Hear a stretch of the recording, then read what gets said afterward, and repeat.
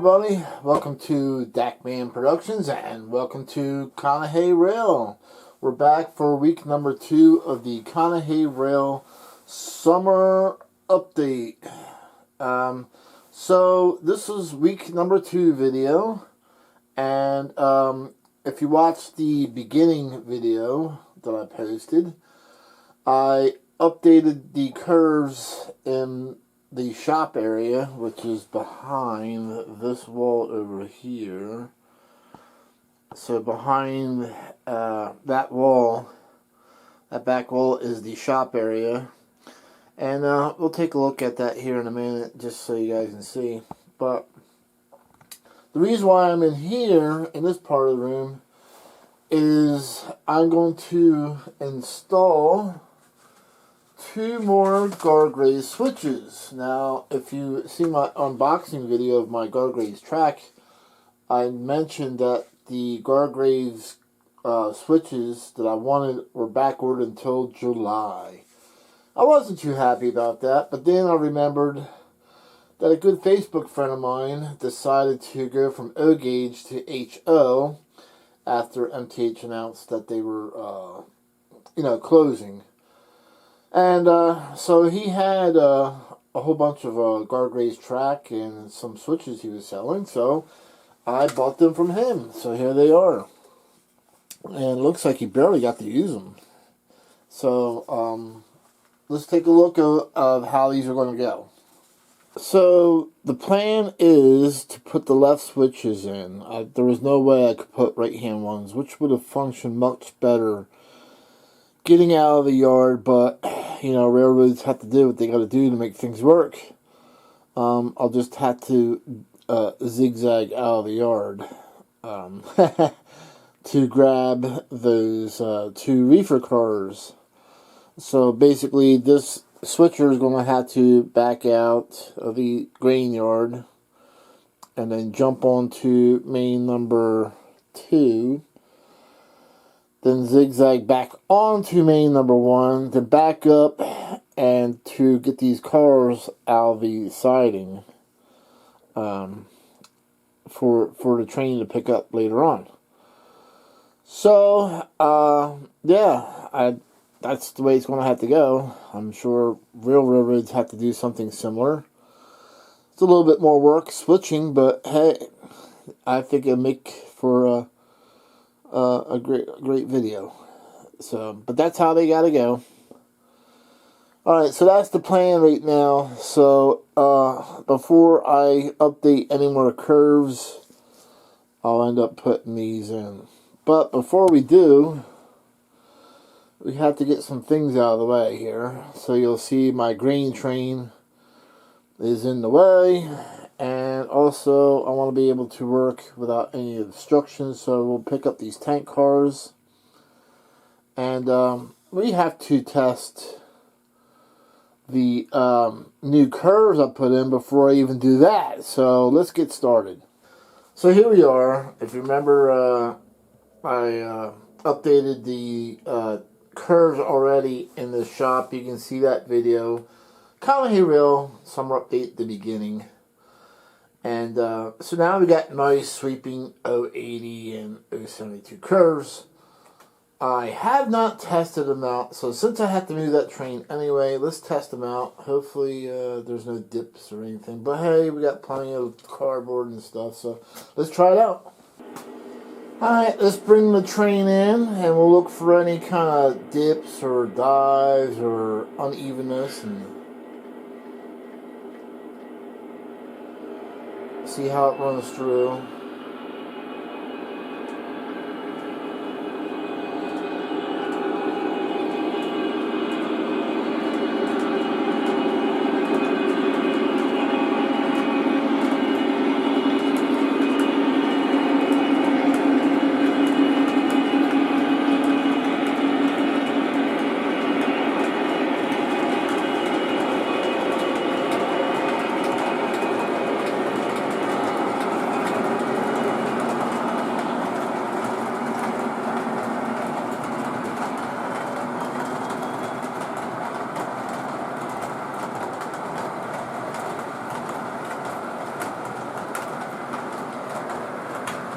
Looks pretty good. Something did catch my eye, so I'm going to check it physically here. But it looks like at this joint, you may have a problem. It doesn't feel like a problem. I think it might be a little dip there. Yeah, it's twisted. So I'm going to fix that and we'll be right back. It's a little twisted. I got to trim that.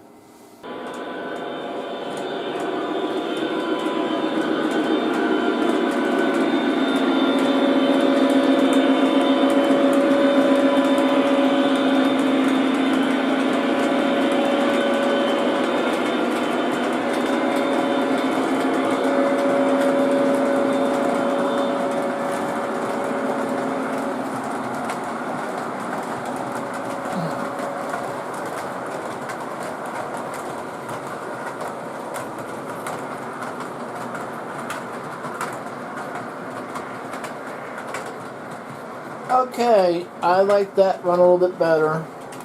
I put an extra shim in here, and you'll notice that my curves have a slight lean this way.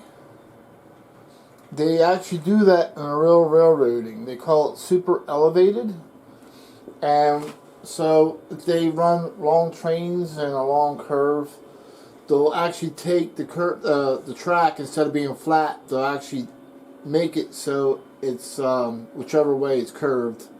So in this instance, the outside rail wants to be higher than the inside rail, thus elevating the train so it has even more or less of a tendency to pull off the track in a curve. And like I said, in the real world of railroading, they actually really do this, and it's called super elevating. So if you want to run long trains, that might be something else you want to consider doing on your own layout. What they call super elevating your curves. Alright, so I'm pretty happy now, so we'll move on. Alright, so we're going to pick up these tank cars. Get them out of my way.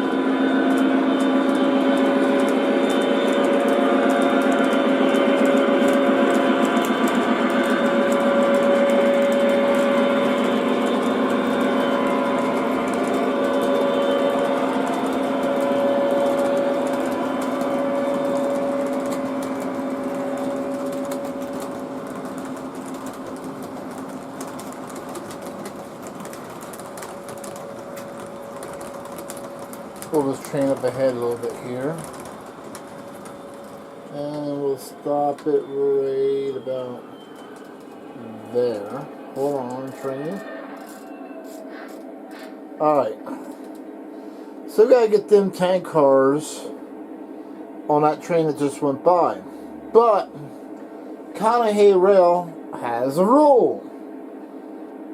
The rule is you are not allowed to use an 050 switcher at any point in time on Conahey Rail. You have to switch with a real locomotive. And some people are probably saying, what is an 050 switcher? What is that, Dakman? I've never even heard. How can that even work? I've heard of an 040, 060 switcher, even an 080 switcher. But how can a locomotive have 5 wheels on it? Well, I'm going to show you a demonstration of an 050 switcher, and here you go.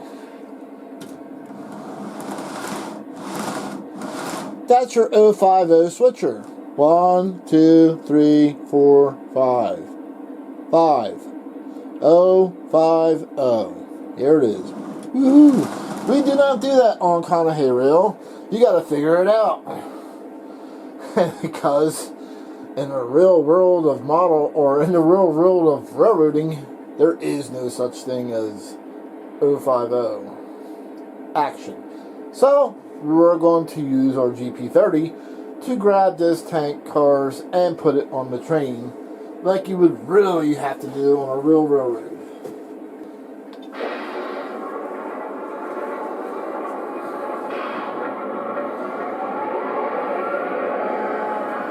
Okay, let's go grab these tank cars.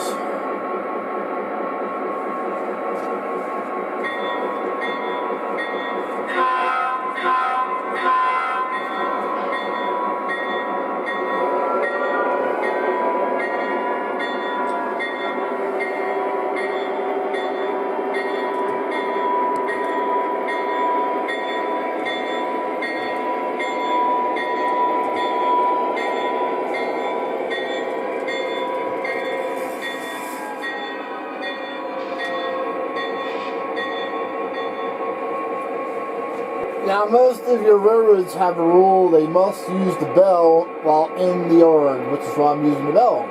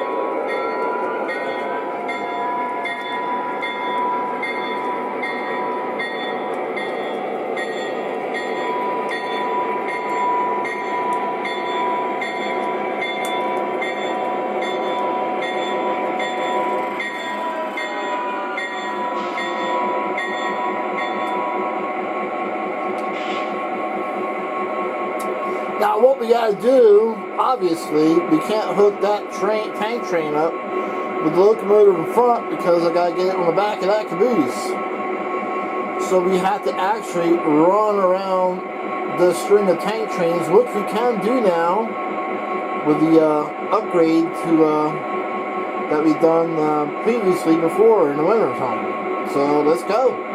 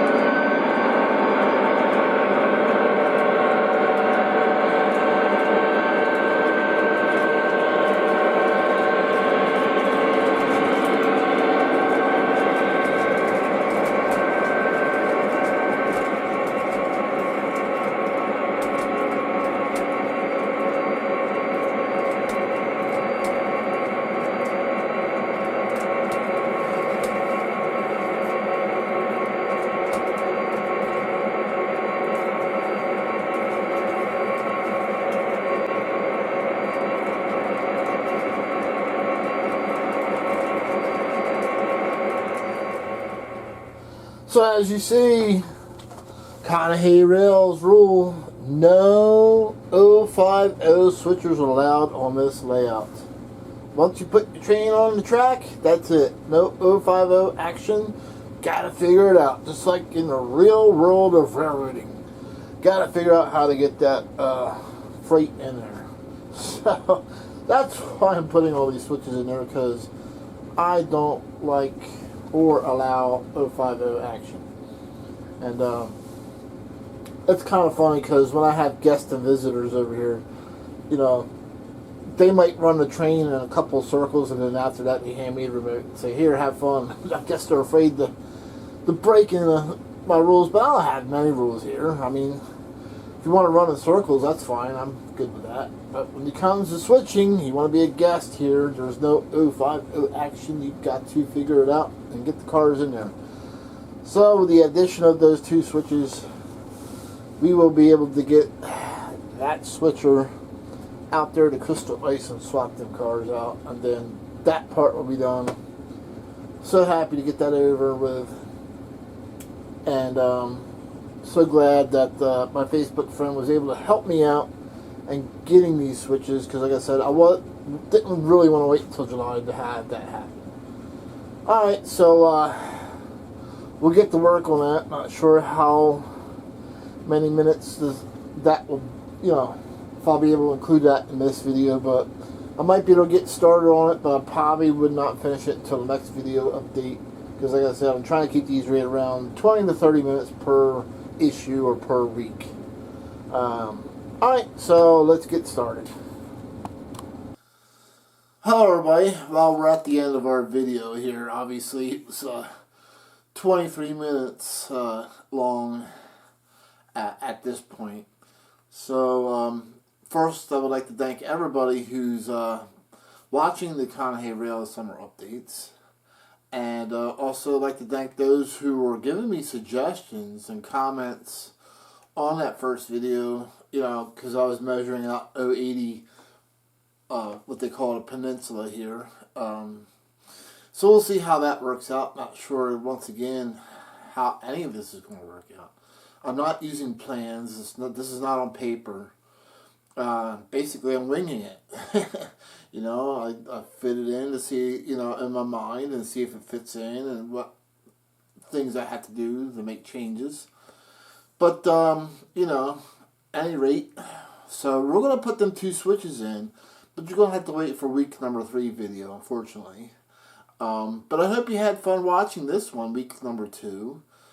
You really didn't get to see much more additions being done other than, you know, testing on one track, and also, you know, moving the train out of the way, which took up most of the time because I refused to use a 050 switcher. But anyway, so stay tuned for week number 3. I think you'll enjoy it. That's when you'll see some real things being changed, where I have to cut track out of mainline number 1 and mainline number 2, put the two switches in, so I can get the crystal ice from that grain yard facility.